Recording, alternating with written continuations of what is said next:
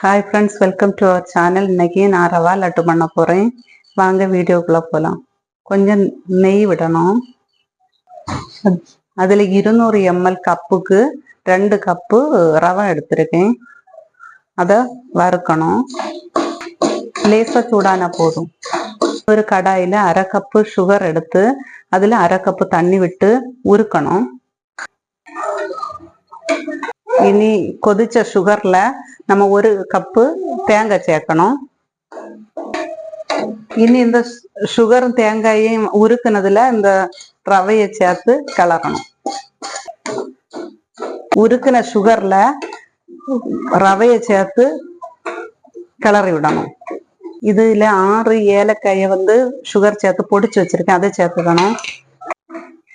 கொஞ்சம் சூடு பாலையும் சேர்த்துக்கணும்.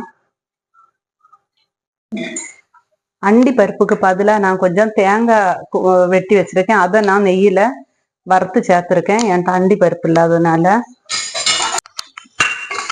இனி இதை ஃபுல்லா எல்லாம் சேர்த்து கிளறி எடுக்கணும். இதை கை பொறுக்குத சூடுல உருண்டை பிடிச்சு எடுக்கலாம். இப்ப நமக்கு ரவா லட்டு ரெடி ஆயிட்டு.